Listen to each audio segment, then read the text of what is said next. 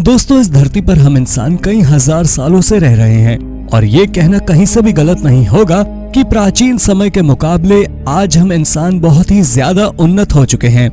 वैसे तो हम इंसानों ने ये उन्नति पिछले कुछ दशकों में ही हासिल की है, लेकिन इस दुनिया में कुछ ऐसे प्राचीन स्मारक भी मौजूद हैं जो आज के इंसानों के सबसे ज्यादा उन्नत होने के दावे पर भी सवाल खड़ा करते हैं, क्योंकि इन स्मारकों की बनावट आज के मुकाबले भी बहुत ही ज्यादा उन्नत है और इन्हें देखकर ऐसा लगता है कि इन्हें बनाने वाली सभ्यता भी बहुत ही ज्यादा उन्नत रही होगी, जो कि वैज्ञानिकों की समझ के भी बाहर है।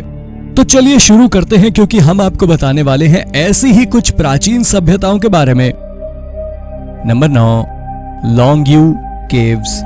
दोस्तों, 1992 में चाइना के शिजियांग प्रांत के एक गांव में जब कुछ किसान वहां मौजूद एक खेत के नजदीक में बने कुछ छोटे कुंडों का पानी खाली कर रहे थे, तब पानी खाली हो जाने के बाद उन्होंने कुछ ऐसा देखा जिसे देख वो हैरान रह गए। दरअसल पानी खाली हो जाने के बाद उन्हें उन कुंडों के पास कुछ शानदार गुफाएं दिखाई दी और जब वो उन गुफाओं के अंदर गए तो उनके सामने एक बहुत ही शानदार प्राचीन अंडरग्राउंड महल था, जिसे देख वो एक पल को चौंक गए। आप सभी को जानकर हैरानी होगी कि इस अंडरग्राउंड महल को पूरी तरह से नक्काशी से तैयार किया गया था और इसे किसी बहुत ही प्राचीन सभ्यता द्वारा बनाया गया था। 30,000 स्क्वायर मीटर में फैला ये महल अपने आप में ही एक अजूबा है, क्योंकि कोई नहीं जानता कि इस महल को किस सभ्यता द्वारा निर्मित किया गया था। शायद ही आप सभी को मालूम हो कि इस अंडरग्राउंड महल के अंदर बहुत सारे पिलर भी बने हुए हैं, जो कि पूरी तरह से सीलिंग से जुड़े हुए हैं। साथ ही इसकी दीवारों पर बहुत से जानवरों की आकृति को भी उकेरा गया है, जिनमें घोड़े, मेंढक और पक्षी शामिल हैं। इस अंडरग्राउंड महल को लेकर सबसे ज्यादा आश्चर्य की बात तो ये थी कि इसके अंदर ड्रेनेज सिस्टम भी लगा हुआ था, जो इसके जल स्तर को पूरी तरह से संतुलित किया रहता है। और शायद यही वजह है कि ये गुफा हमेशा से वैज्ञानिकों के लिए एक पहेली बन गई है, क्योंकि इनके बारे में कोई भी वैज्ञानिक कुछ भी नहीं कह पाता। Number 8, Axumite empire. Axumite empire प्राचीन दुनिया की इकलौती ऐसी सभ्यता है जिसके बारे में बहुत ही कम जानकारी मौजूद है। अफ्रीकन किंगडम के नाम से जाना जाने वाला एक्सुमाइट एम्पायर आज के इथोपिया से लेकर सोमालिया और सोमालिलैंड तक फैला हुआ था, जो कि 80 एडी के आसपास पावर में आया था। आप सभी को जानकर आश्चर्य होगा कि जब एक्सम किंगडम पावर में आया था, तब ये रोमन एम्पायर और प्राचीन भारत के बीच हो रहे व्यापारिक लेन देन के बीच में मुख्य भूमिका निभाता था और यही कारण था कि इसके पास अपनी खुद की करेंसी भी थी, जिसकी मदद से यह व्यापार करता था और रेड सी और न्यू अरेबियन पेनिनसुला के साम्राज्यों की राजनीति में भी भाग लिया करता था। शायद ही आपको पता हो कि इजिप्ट और सूडान के बाहर ये अफ्रीका की एक बहुत ही मुख्य सभ्यता थी। दोस्तों, किन्हीं कारणों से इसने अपनी करेंसी को बंद कर दिया था और इसकी राजधानी किसी ऐसी अज्ञात जगह पर शिफ्ट हो गई थी जिसके बारे में आज भी कोई नहीं जानता। दुनिया भर के वैज्ञानिकों द्वारा दिए गए तर्कों से ये बात सामने आई कि अक्सुम एम्पायर ने खुद को आर्थिक रूप से दुनिया से अलग कर लिया था, जिसके बाद कोई नहीं जानता कि एक्सुम लोग कहां चले गए थे। हालांकि हाल ही में 2019 में एक आर्कियोलॉजिस्ट की एक टीम द्वारा ये अनाउंस किया गया है कि उन्होंने एक्सम सभ्यता का बीटा समाटी शहर खोज लिया है, जो कि उसकी राजधानी और रेड सी के बीच में मौजूद है। लेकिन कम जानकारी के अभाव में आज भी वैज्ञानिक और जानकार इस सभ्यता के बारे में नहीं समझा पाते। नंबर 7, क्यूक्यूटेनी ट्रिप्लियन। क्यूक्यूटेनी ट्रिप्लियन कल्चर, जिसे ट्रिपोली कल्चर के नाम से भी जाना जाता है, आज से कई 100 सालों पहले यूरोप के मोल्डोवा, यूक्रेन और रूस में एग्जिस्ट करता था। दोस्तों, इस कल्चर या कहीं सभ्यता का उदय 5500 बीसी के आसपास हुआ था और ये 2750 बीसी तक खत्म हो गई थी। वैसे तो इस कल्चर के लोगों द्वारा छोटे और घने स्मारकों का निर्माण किया गया था, पर आपको जानकर आश्चर्य होगा कि करीब 4000 से 3500 बीसी के करीब क्यूक्यूटेनी ट्रिप्लियन सभ्यता द्वारा यूरोप के सबसे बड़े स्मारक बनाए गए थे, जिनमें करीब 20,000 से 46,000 की आबादी रहा करती थी।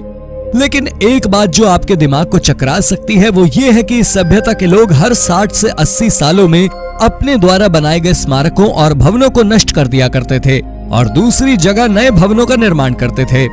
इतना ही नहीं, कई बार तो ये अपने भवन को नष्ट करके उसी जगह पर फिर से एक भवन बना लिया करते थे, जो कि वैज्ञानिकों की समझ के भी परे था, क्योंकि इस सभ्यता ने अपने पीछे कोई भी लिखित दस्तावेज या मानचित्र नहीं छोड़े हैं। Number 6, ancestral Puebloans. दोस्तों, अमेरिका में एक इलाके में एनासाजी नाम का स्थानीय अमेरिकियों का एक समूह रहा करता था, जिसे एंसेस्ट्रल प्यूब्लोन्स के नाम से भी जाना जाता है। ये सभ्यता आज के फोर कॉर्नर्स के नाम से चर्चित जगह पर ही रहा करती थी, जिसके आसपास के इलाके में अन्य बहुत सी सभ्यताओं के साक्ष्य भी मिलते हैं। शायद ही आपको पता हो कि एंसेस्ट्रल प्यूब्लोन सभ्यता को उसके आसमानी ज्ञान और तारों की जानकारी के लिए जाना जाता है, जो कि अपने आर्किटेक्चर का निर्माण भी वास्तुशास्त्र के हिसाब से किया करते थे। आज एक समय में देखा जाए तो एनासाजी लोगों द्वारा निर्मित क्लिफ ड्वेलिंग्स पूरी दुनिया में फेमस है, जो कि सुरक्षा के नजरिए से निर्मित की जाती थी। आप सभी को जानकर आश्चर्य होगा कि इनके द्वारा निर्मित आर्किटेक्चर और क्लिफ ड्वेलिंग्स को सन 900 से 1350 एडी के आसपास बनाया गया था, जो कि दिखने में आज के बहुमंजिला इमारतों के समान ही है। खैर, इनकी कारीगरी यहीं खत्म नहीं हुई थी, क्योंकि इस सभ्यता ने सिर्फ इंसानों के लिए भवन नहीं बनाए थे, बल्कि जानवरों के लिए भी छोटे पेट हाउसेस का निर्माण किया था, जो इस बात को साबित करने के लिए काफी था कि एंसेस्ट्रल प्यूब्लोन सभ्यता के लोग बहुत ही ज्यादा उन्नत थे। हालांकि किन्हीं कारणों से 12वीं और 13वीं सदी के आसपास ये सभ्यता विलुप्त हो गई थी, जो कि आज भी वैज्ञानिकों के लिए एक पहेली बनी हुई है। नंबर 5, माइसिनियंस। दोस्तों, माइसिनियन सभ्यता एक तरह की प्रवासी सभ्यता थी, जो कि 2000 बीसी के आसपास एशियन इलाके में आकर बस गई थी, और यही वजह है कि इस सभ्यता के उद्गम के बारे में कोई ठोस जानकारी नहीं है। अब आप सोच रहे होंगे कि आखिर प्रवासी होने के बावजूद भी यह सभ्यता इतनी चर्चित कैसे हुई? इसका मुख्य कारण था मिनोअन्स के साथ किया गया इनका धोखा। जी हाँ, ये सभ्यता मिनोअन्स लोगों के साथ ही उनके इलाके में अपना जीवन यापन करती रही और धीरे धीरे उनके साथ व्यापार करने लगी, जिसके बाद एक दिन इन्होंने मिनोअन्स लोगों की हुकूमत को ही कुचलकर उनके इलाके पर अपना साम्राज्य स्थापित कर लिया।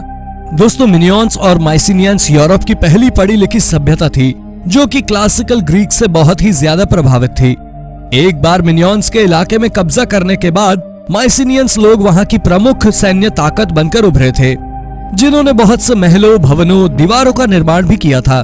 हालांकि 1600 से 1200 बीसी के आसपास ये सभ्यता भी अचानक गायब हो गई थी, जिस वजह से यह वैज्ञानिकों के लिए आज भी एक पहेली बनकर रह गई है, क्योंकि कोई नहीं जानता कि ये लोग एक दूसरे से कैसे संपर्क करते थे और ये अचानक गायब क्यों हो गए। नंबर 4, रापा नुई। दोस्तों, आज से कई 100 साल पहले पॉलिनेशिया का एक छोटा सा समूह किन्हीं अज्ञात कारणों से अपना गृह निवास छोड़कर पैसिफिक ओशन की तरफ चला गया, जहां उन्हें एक रिमोट आइलैंड मिला और जिस पर वो बस गए। वो रिमोट आइलैंड कोई और नहीं बल्कि आज का ईस्टर आइलैंड ही है, जो कि चिली के कोस्ट से करीब 3512 किलोमीटर दूर है। आप सभी को जानकर हैरानी होगी कि रापा नुई लोग जो इस आइलैंड पर बसे थे, उन्होंने यहाँ पर बहुत से बड़े बड़े स्ट्रक्चर्स का निर्माण किया। साथ ही इंसानों की तरह दिखने वाले बड़े बड़े स्टैचू बनाए, जिनमें से कुछ आज भी इस आइलैंड पर मौजूद हैं। खैर, ये स्टैचू क्यों बनाए गए ये कोई नहीं जानता, और शायद यही वजह है कि ये आज भी वैज्ञानिकों के लिए एक रहस्य बना हुआ है। हालांकि इन्हें देखकर इतना तो पता चलता है कि रापा नुई लोग बहुत ही ज्यादा उन्नत थे, पर फिर भी इस बात का कोई प्रमाण नहीं है कि रापा नुई लोगों ने इस आइलैंड पर कब निवास किया था। पहले माना जाता था कि ये लोग 700 से 800 एडी के बीच इस आइलैंड पर बसे थे, पर हाल ही में कुछ समय पहले हुई कार्बन डेटिंग से ये पता चला कि रापा नुई लोगों का 1200 एडी में इस जगह पर आगमन हुआ था। खैर, जो भी हो, पर फिर भी वैज्ञानिक आज भी नहीं जानते कि आखिर उन्होंने ये स्टैचू कैसे बनाए थे और वो अचानक गायब क्यों हो गए थे। Number 3, Sanxingdui. दोस्तों, ब्रॉन्ज एज के दौरान चीन के सिचुआ प्रांत में सैंक्सिंग डुई नाम की एक छोटी सी सभ्यता या कहीं छोटा सा कल्चर शुरू हुआ। दोस्तों, ये प्रांत इकलौती ऐसी जगह या कहीं ऐसी साइट थी जहां इस सभ्यता के प्रमाण मौजूद थे, जिनमें बहुत से प्राचीन आर्टिफैक्ट शामिल थे। आप सभी को जानकर हैरानी होगी कि इन आर्टिफैक्ट से पता चला कि ये सभ्यता करीब 1200 से 1100 बीसी के आसपास इस जगह पर रहा करती थी, पर कुछ लोगों का मानना है कि ये और भी ज्यादा पुराने समय यानी कि लगभग 1600 बीसी से इस जगह पर रह रही थी। दोस्तों, याजी नदी के किनारे पर बसा ये शहर अपने आप में ही एक अचंबा था, क्योंकि इसमें बहुत से 20 से 25 मीटर लंबे कैनाल्स बने हुए थे, जिन्हें नेविगेशन, डिफेंस और बाढ़ रोकने के लिए बनाया गया था।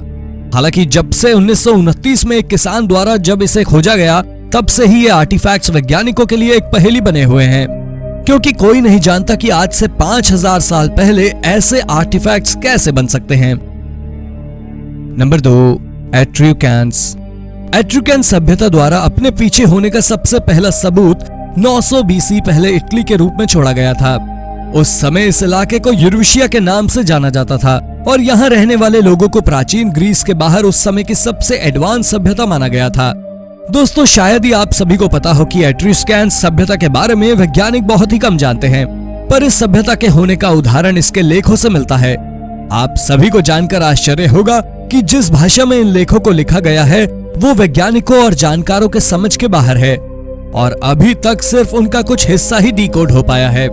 दोस्तों, कुछ अन्य लेखों से मिली जानकारी के अनुसार एट्रुस्कैंस का इतिहास इसलिए गायब हो गया क्योंकि रोमन्स के साथ हुआ युद्ध वो हार गए थे, जिस वजह से उन्हें रोमन एम्पायर में शामिल होना पड़ा था और उनके बनाए सभी स्मारक भी रोमन एम्पायर के कब्जे में आ गए थे। आज इसी वजह से वैज्ञानिक नहीं जानते कि एट्रुस्कैंस का उदय कब हुआ था और वो कहां से आए थे। Number 1, bell beaker culture. दोस्तों, बेल बीकर कल्चर की शुरुआत 2800 बीसी के आसपास हुई थी और इस कल्चर का नाम बेल बीकर इसलिए रखा गया था क्योंकि इस कल्चर में रहने वाले लोगों द्वारा बेल शेप ड्रिंकिंग वेसल्स बनाए गए थे, जिन्हें सबसे पहले यूरोपियन ब्रॉन्ज एज के दौरान इस्तेमाल में लिया गया था।